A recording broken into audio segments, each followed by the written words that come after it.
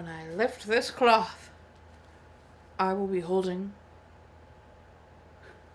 a banana. Wow. That's actually kind of fun.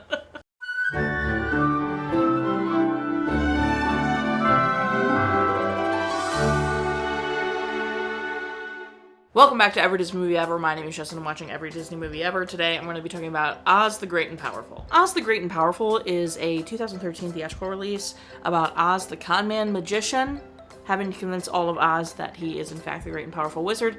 It is directed by Sam Raimi, cinematography by Peter Deming, editing by Bob Murawski, music by Danny Elfman, and it's written by Mitchell Kapner and David Lindsay-Abarie. The film stars James Franco as Oz, Mila Kunis as Theodora, Rachel Weisz as Evanora, Michelle Williams as Annie/Glinda, Zach Braff as Frank/Finley, and Joey King as the China Girl and also the girl in the wheelchair. There are many artistic allusions and homages to the original Wizard of Oz. Glinda kisses Oscar's forehead, she kisses Dorothy's forehead.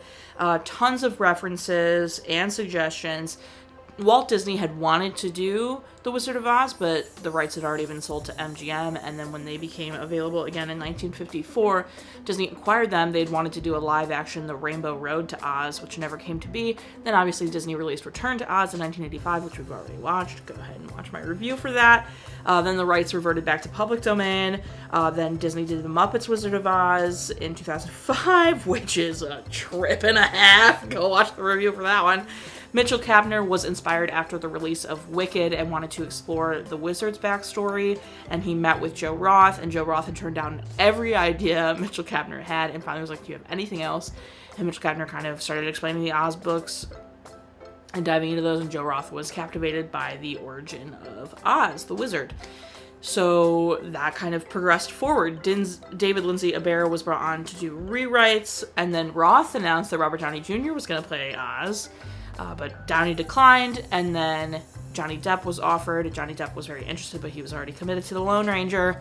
So then they landed on James Franco, who accepted. They filmed from July 2011 to December 2011. Raimi wanted a lot of practical sets, as many as possible, in combination with CG. The costumer took inspiration from old Disney, Wizard of Oz-ish, as well as Frank Capra and James Wong Howe. While it is a spiritual prequel to the 1939 Wizard of Oz film, it is not legally allowed to be. Disney couldn't do a lot of stuff. They couldn't do the yellow brick swirl from Munchkinland or whatever. It had to be a little different what they did do. The green of the skin could not match the 1939 Wizard of Oz film. They could not use the mole on the Wicked Witch that they have in the Wizard of Oz film, and they couldn't do ruby slippers. But also, I think it's widely known at this point, the ruby slippers are movie specific. I'm pretty sure in the book they're silver. Disney had a copyright person on set to make sure they weren't ever infringing and they were going to be okay legally. Disney and Warner Brothers didn't get into a legal battle, but they did get into a little bit of a trademark battle. Disney obviously trademarked and copyrighted Oz the Great and Powerful, so Warner Brothers tried to submit and do the Great and Powerful Oz. That was stalled and suspended and not accepted because it's ridiculous. Filming also then was stalled for a bunch of different reasons. Rachel Weisz had to film her entire Bourne Legacy role. Michelle Williams had to go and promote the Marilyn, My Week with Marilyn role, and then James Franco's father passed away during filming, so there was a stall for that as well. Sam Raimi had to edit down a bunch of really scary sequences in order to secure the PG rating from the MPAA. The film had a $215 million budget, made $493.3 million in the box office, has a 57% Rotten Tomatoes consensus.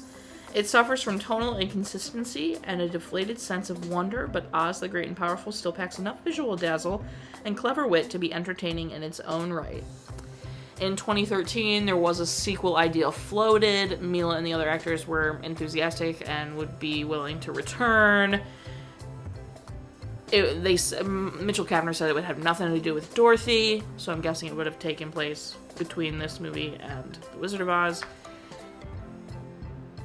As of now, obviously nothing has come from that.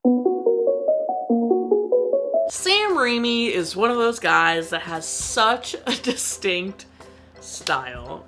We love to see it. Sam Raimi did the Evil Dead trilogy with Bruce Campbell. And then more known for people is he did Spider-Man 1, 2, and 3 of Tobey Maguire Spider-Man. And so Sam Raimi is like originally a horror guy, right? So like there's a lot of comments about how, like, especially in Spider-Man 2, there are a lot of scenes that are very Sam Raimi influence, which obviously he's the director, so the films are Sam Raimi influence. But you know, Spider-Man 1, you can see the Sam Raimi stuff, but it's still kind of a little bit out of what I feel like Sam Raimi would do. But in Spider-Man 2, there's a scene where Dr. Octopus becomes Dr. Octopus, right? And it is straight out of a horror film, and it is so Sam Raimi. And so, not only is this movie so obviously directed by Sam Raimi, it has so many elements that are classic Sam Raimi that took me out, and I'll talk about them coming, but I will give him this. It is 100% his vision and 100% executed how Sam Raimi would execute that. And it's Sam Raimi. The opening look is classic. I am glad they started with such a small black and white classic homage to The Wizard of Oz. I took a guess, because they were starting that way, that they were going to do the aspect ratio change and the color, full Technicolor change, live on the screen, because we can do that now. They couldn't do that back in 1939. So I had a guess. I had guessed that they were going to do that, and they did. So like when he wakes up in the hot air balloon after the tornado, it slowly comes into color as it slowly widens its frame. Very well done. Probably the best thing visually in this film, I'd say, because it's so effective. Love that. And then it's just like so saturated, colorful. The rainbow, everything. Very beautiful. Other stuff, that balloon looked terrible. It's 2013, friends. Like, Monsters University comes out in 2013. We've already had all the Pirates movies that have incredible visual effects. I think this hot air balloon looking that bad is kind of a crime. It had a $250 million budget. I don't understand how the hot air balloon looked so fake. But to me, it looked so fake to me. Bad. Otherwise, visually, this is so also very heavily Sam Raimi influenced. There were so many moments that made me giggle because I could tell, which was fun. Like, the first one that really took me out was early on when Oscar is in Oz. He's talking to Theodora, and then it's just a normal, like, close-up shot, and all of a sudden it just, like, violently shoves into a Dutch angle. I laughed out loud. I was like, oh, Sam Raimi's directing. I was like, oh my god, amazing. And then there were a lot of moments throughout that are very Sam Raimi. Anytime there's like a silhouette shot, like the silhouette shot of the Wicked Witch of the West on the wall when Theodora first changes into the Wicked Witch of the West, that is so Sam Raimi. That's a cult, like Spider-Man 2 when Doc Ock turns into Dr. Octopus, you see so much of that scene as a shadow on a wall. So it's like, he's got some tells. So super fun to see all of that and like just be able to giggle and be like, amazing Sam Raimi, I love to see it. It's too long.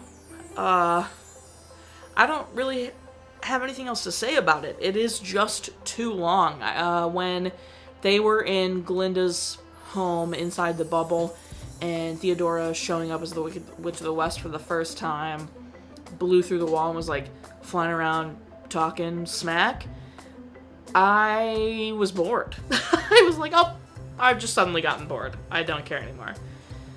It's just like the same thing over and over again, which I'll talk about in the writing, but I got bored and I was like, uh-oh, I'm bored and we have a lot of movie left. So I think this movie is kind of set up for failure because The Wizard of Oz is like, in The Wizard of Oz, we learn that the wizard is a phony and a fake, and that's like a bad thing. Like, we're like, oh. So for this movie to be about him, it's already set up to be kind of like not a great character. Like, you're already like, okay, he's gonna keep lying to people. Like, I don't know, like, so it's already kind of set up, which, like, you know, there's room for, like, maybe he's doing it for a noble reason, blah, blah, blah. But, like, still, it's already not gonna be the most satisfying ending unless you continue and watch through The Wizard of Oz, which no one was expecting you to do, and as they said, it can't legally be a true prequel. It totally is, though. It, like, would lead into everything. Anyway, Oscar is such an unlikable character. I don't think there came a moment that I started to be like, okay, maybe he's fine. Maybe at the very end, when he's giving, like, all the gifts to everybody. But then he goes into that tiny little room with Glinda and says, where did I put it? Oh, I put it in another section, but, like, no, I'll talk about it now, because it's important. She goes, and what do you see? And he says, that I have everything I've ever wanted. Not the lesson. Not the lesson at all, especially the way it's delivered and implied. It's so gross, and to me, I was like, oh, maybe he's, like, softening, and, like, actually, maybe I'd be like, oh, okay, the wizard's not that bad. And then they dip into that little, like, closet thing where he keeps up his, you know, facade and says, I have everything I've ever wanted, and then kisses Glinda, and I was like, I hate him. I hate him. I think he's an unlikable character, so that makes it infinitely harder for this movie to be worth it. My favorite character was Finley. That monkey deserves the world, just saying. Wow. There are 2 parent deaths. Both Oscar and Glinda's fathers have passed away. This was trying to be camp and serious at the same time, and to me, lacked all of the wonder and beauty and amazement of The Wizard of Oz. Listen, it's hard to do that, right? It's The Wizard of Oz. It's like a big deal, that movie. Which I get. And as a kid, totally boring, right? You're like, I don't really love it. It's not great. But every time you watch that movie as you get older, it's like, no, this movie's spectacular, right? So, which is fine if you don't love The Wizard of Oz. That's totally okay. I'm not, like, in love with The Wizard of Oz. But you cannot deny the grandeur and the spectacle and the, like, holy wow, because it was defining, right? It was a defining moment in cinema history. And for this to try and capture that, it's not gonna capture that, right? Like, you can't do it. You can't capture that. So I feel like it didn't have that, like, really sense of, like, wow, magic to it, which is hard. I think it would have been really difficult to do that. But then on top of it, Dorothy is such a likable character. You want to see her win and get home. She misses her home. You know, she learns, because she's a little bit of a brat at the beginning. But Oscar is, like, genuinely unlikable. Like, he's slimy and cringy and uncomfortable and just a scummy person. And he, like, grows this much. It's really gross. And then he has everything he ever wanted. Yeah, he just got, like, a mountain of money, and now he's making out with Glinda. It's just gross. I'm not on board with the story at all. I'm really not trying to be mean, I promise, but Mila Kunis is so bad in this movie. I don't understand. And it made me realize, I've never seen Black Swan. And I know that's, like, a big Oscar-y movie that she was in. Right? So, like, I'm assuming she's good in that, because that movie is widely renowned, right? Like, Natalie Portman, incredible. And then all of the other things I've ever seen Mila Kunis in are comedies, and she's very good in those. I have no issue with her in those movies. So, I think this was the first time I was seeing her in something where she's, like, has to be somewhat serious, and then she goes into, you know, Wicked Witch, or whatever. She was so bad as Theodora. I was uncomfortable. Like, I was like, oh my god, like, every word out of her mouth I didn't believe, and I was like, is she okay? Like, is she not wanting to do this job? I'm very confused. And then I do think she got a smidgen better as the Wicked Witch. When she turned into the Wicked Witch of the West, I do think she was able to lean into that camp to save her a bit, but it's still really not great. And then to be partnered with James Franco, who already gives the sleaziest vibe of all time. it just does not make for like a leading duo. To hear that they tried for Robert Downey Jr. and Johnny Depp, genuinely, I know around this time everybody was getting freaking sick of Johnny Depp. I feel like I prefer it. I feel like I prefer to see Johnny Depp as the Wizard. I'm not even kidding. I'm not saying he's a bad actor. Johnny Depp's a good actor, whatever. But I'm just saying, like, you know, at this time he'd done all the Pirates movies. He's in Dark Shadows. He was in a couple other things, and then he's coming out in The Lone Ranger. Like, everybody was freaking sick of Johnny Depp, right? We were all like, okay. Alice in Wonderland, like, all of it. We were like, okay, we can't see his character anymore. We only see Johnny Depp. Genuinely think I would have preferred that. I'm not kidding. James Franco? No. It also made me realize I only have one thing I've ever seen that James Franco is in predominantly. He's been in, like, a cameo and other stuff that is good. But that he's, like, predominantly the main character in, and that's, or one of the main characters in, and that's Freaks and Geeks. He was, like, a teenager who was playing a scumbag, and that's the only thing I think I've ever seen that I genuinely like James Franco in. And he is gross. Like, he's not great, right? And so you can believe the con man stuff that he's doing, but any soft moment or any moment where he's, like, genuinely supposed to be learning, I don't believe it. I can't believe it. It dead eyes the second that's supposed to be happening. Ugh. And no one wants to watch that, in my opinion. No one wants to watch that character, right?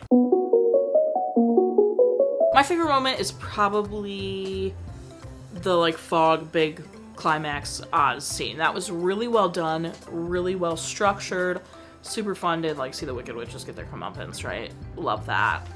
And see that he, like, didn't run away or whatever. It was like, he's dead and now he's back to his true form or whatever. That was nice. That was fun to see. My least favorite part, James Franco and Mila Kunis. It was uncomfortable. Their acting. Recommend? No. I'm okay. I had never seen this because I had no interest when I saw trailers back in 2013. And now having seen it, I have no regrets. None. It was fine. I'll be fine forever. I'd rather watch Return to Oz, which was a little bit of a confusing movie, but it's fine. And then, I already said watch again. No. Specific moments. Monkey was the best. China Girl close second. She was hilarious. I got a kick out of her. I've already touched on this, but the what do you see, everything I've ever wanted is such like a, oh, he was making some character development. Chop, just kidding. He's still the same. So gross. Hated that. What an unsatisfying plot ending to me. Some people might like it and think he learned enough. Whatever. Super unsatisfying to me. Did not like that.